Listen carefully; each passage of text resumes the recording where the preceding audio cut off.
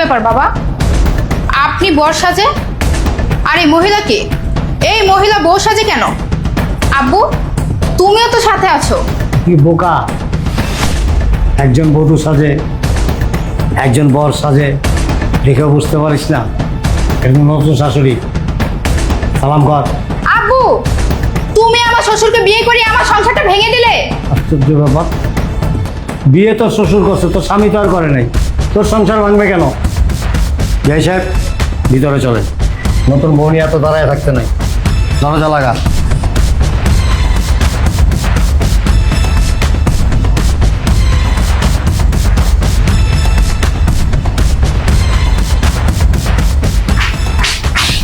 বুড়ো বয়সে ভীমরতি ধরছে আর একটা বিয়ে করে নিয়ে চলে আসছেন। আব্বু তোমার কি খেয়ে দেয়ে কোনো কাজ নেই? তুমি আমার সংসারে অশান্তি লাগানোর জন্য আমার শ্বশুরকে বিয়ে করিয়েছো। তুমি কি চাও না আমি সুখে শান্তিতে থাকি? আমি একটা জিনিস বুঝি না, আমার মাথায় ঢোকে না। বিয়ে করছো তোর শ্বশুর আর তোর অশান্তি, কারণটা কি? তোর জামাই তো বিয়ে করে নাই। আব্বু আমার জামাই বিয়ে করলো, আমার এত দুঃখ লাগতো না। তুমি আমার শ্বশুরকে বিয়ে করে আমার সংসারে আগুন লাগাই দিছো। বারবার একই কথা কিন্তু ভালো লাগে না। তোর শ্বশুর বিয়ে করছে, তোর সংসারে কিভাবে অশান্তি লাগলো? দেখ, তোর সাথে এত বাড়তি কথা বলার দরকার নাই, তোর জামাইকে ডাক। ঠিক আছে ডাকতাছি। শ্রাবণ, এই শ্রাবণ এদিকে আসো, দেখে যাও তোমার বাবার বুড়ো বয়সে ভীমরতি ধরছে, বিয়ে করে নিয়ে আসছে।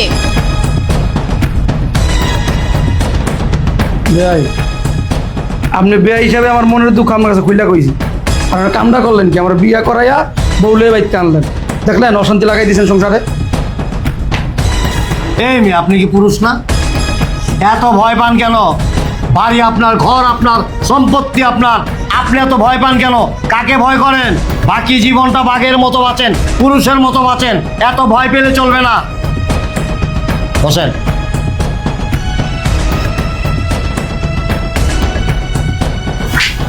এই এই উঠো, তাড়াতাড়ি উঠো। আরে আরে বাবা উঠো না। কি ব্যাপার, কি হয়েছে? এমন ভাবে চিল্লাইতেছো কেন? বাড়িতে কি ডাকাত পড়ছে নাকি? ডাকাত পড়েনি, সংসারে আগুন লেগে গেছে। কি বলো? আগুন লাগছে মানে কোথায় আগুন লাগছে? আরে বাবা এই আগুন সে আগুন না, তোমার বাবা বিয়ে করে নিয়ে আসছে। কি? আমার বাবা বিয়ে করে নিয়ে আসছে মানে? আমার বাবা এই বয়সে কিভাবে বিয়ে করবে? এই বয়সে তাকে মেয়ে দিবে কে? সেটা তো আমিও জানি না, তোমার বাবা বিয়ে করে নিয়ে আসছে। বড় কি এসব? হয় হয় হয়, আমার মান সম্মান কিচ্ছু রাখলো না। আমার বাবা এই বয়সে বিয়ে করছে, এগুলো যদি আমার বন্ধু বান্ধব এলাকার লোকজন জানতে পারে তাহলে আমার মান সম্মান সব নষ্ট হয়ে যাবে। আচ্ছা, আমার বাবার এত বড় সাহস হয়নি যে সে নিজে একা একা গিয়ে বিয়ে করবে। নিশ্চয়ই এর সাথে অন্য কারো হাত আছে। কে আমার বাবাকে বিয়ে করেছে? আর বলিও না, আমার বাবা গিয়ে তোমার বাবাকে বিয়ে করে নিয়ে আসছে। বুঝলি, তোর বাপ যায় আমার বাপে বিয়ে করাইছে? হয় রে হয়, তোর বাপের কি এমন ক্ষতি করছিস যে আমার সংসারে এত বড় একটা ক্ষতি করে দিল? ক্ষতি কি শুধু তোমার একা করেছে? ক্ষতি তো আমারও করছে। আজকে তোর বাপের খবর আছে, আমার বাপের তো খবর আছে। চল আমার সাথে বিয়ে করে। কি ব্যাপার বাবা, লজ্জা শরমের মাথা খায় এই বয়সে তুমি আরেকটা বিয়ে করছো কেন? হ্যাঁ আমি বিয়ে করছি, আমার দরকার আছে দেখি আমি বিয়ে করছি। কি? একবার চলে গেছে কবরে, তোমার এই বয়সে বিয়ে করার দরকার পড়ে, তাই না?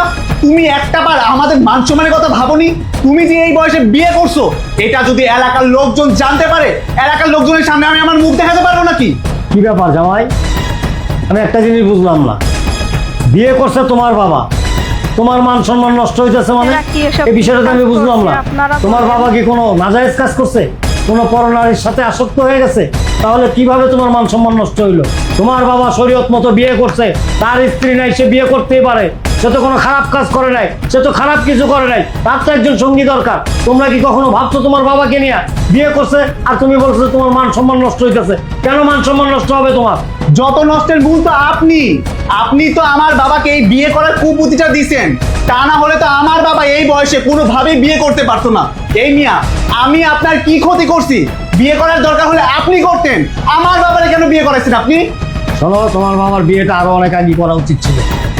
তোমার বাবা যদি আরো অনেক আগে বিয়ে করতো না, তাহলে আমার মনে হয় যে আরো কিছুদিন আগের থেকে আরো ভালো থাকতো।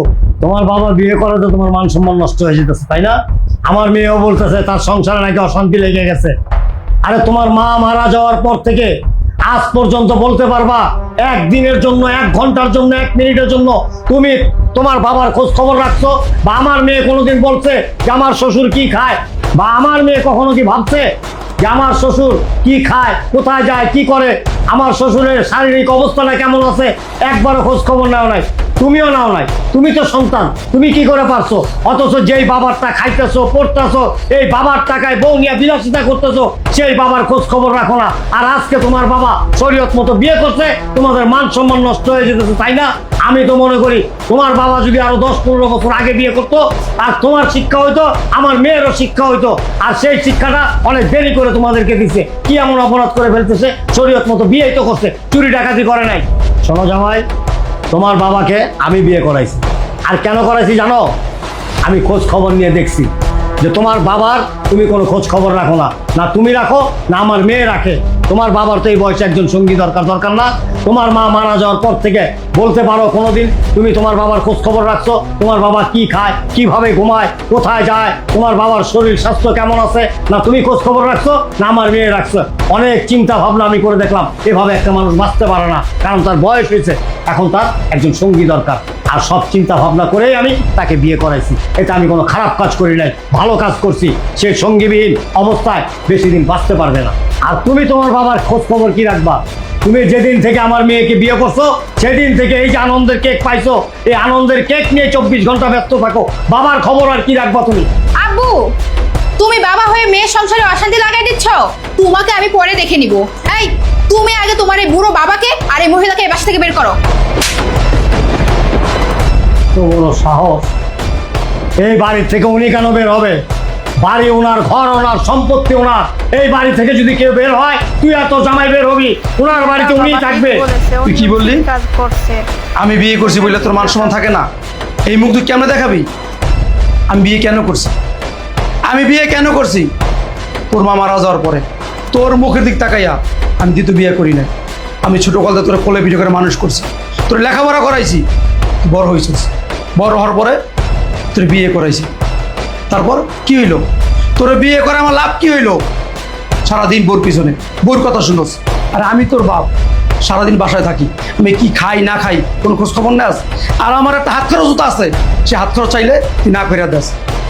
দেখ, আমি বহুত চিন্তা ভাবনা করে দেখছি, আমার বয়স হয়ে গেছে, এই বয়সে আমার একটা সঙ্গী দরকার, তাই আমি চিন্তা ভাবনা করে আমি বিয়ে করছি। তোর মা হিসাবে তুই মাইনা নে, তোরই ভালো হইব, তোর স্ত্রীর ভালো হইব। আর যদি না মানস, দরজা খোলা আছে, তোর স্বামী স্ত্রী আমার বাসা থেকে এক্ষণ বের হয়ে যা। দেখছো তোমার বাবা এসব কি বলতেছে? আমরা নাকি এই বাসা থেকে বেরিয়ে যাব? আমরা কেন এই বাসা থেকে বের হব? শুনুন, এই বয়সে অকারেন্স করলে আপনি করেছেন, এই বাসা থেকে বের হলেও আপনারা দুজন বের হবেন। বৌমা, তুমি ভুলে যাও না, এই বাড়িটা আমার, আমার বাড়ি ছেড়ে আমি কোথাও যাব না। তোমাদের যদি ভালো না লাগে, গেট খোলা আছে, আমি তো বইলেই দিছি। তুমি চুপ করো। বৌমা, বাবা শোনো, আমিও একটা অভাগা। আমার অন্য একটা জায়গায় বিয়ে হয়েছিল, আমার সন্তান হয় না দেখা ওই জায়গা থেকে আমার বিদায় করে দিছে। তারপর তোমার শ্বশুরের সাথে আমার বিয়ে হয়েছে। তুমি তো একটা মেয়ে মানুষ, একটা মেয়ে মানুষের দুঃখ অবশ্যই বুঝো। তাই বলছি কি, বিয়েটা যেহেতু হয়েই গেছে, মাইনা নাও। আর বাবা দেখো, তুমি আমাকে একবার মা বলে ডাকো, তোমার মার অভাবটা না আমি কখনো বুঝতে দেব না। আচ্ছা ঠিক আছে, এখন আর কি করার? বাবা যেহেতু এই বয়সে একটা বিয়ে করেই ফেলেছে, আর আপনিও অভাগী, আপনার সন্তান হয় না, আমরা এখন আর কি আপত্তি করি? ঠিক আছে বাবা, আমি তোমার বিয়েটা মেনে নিচ্ছি। তুমি যেহেতু চাচ্ছ এই বয়সে তোমার একজন সঙ্গী দরকার, আমরা আর আপত্তি করব না। ঠিক আছে বৃষ্টি, ওনাকে যেহেতু বাবা বিয়ে করে ফেলেছে, ছেলে হয়ে এত সম্পর্কে তো তাহলে উনি আমাদের মা, তোমার শাশুড়ি। যাও, বাবার মাকে নিয়ে ভিতরে যাও।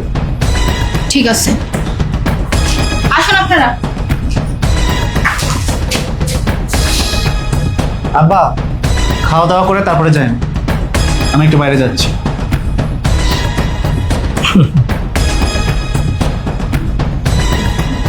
গাদা আছে না, গাদায় 3 জায়গায় ময়লা লাগে।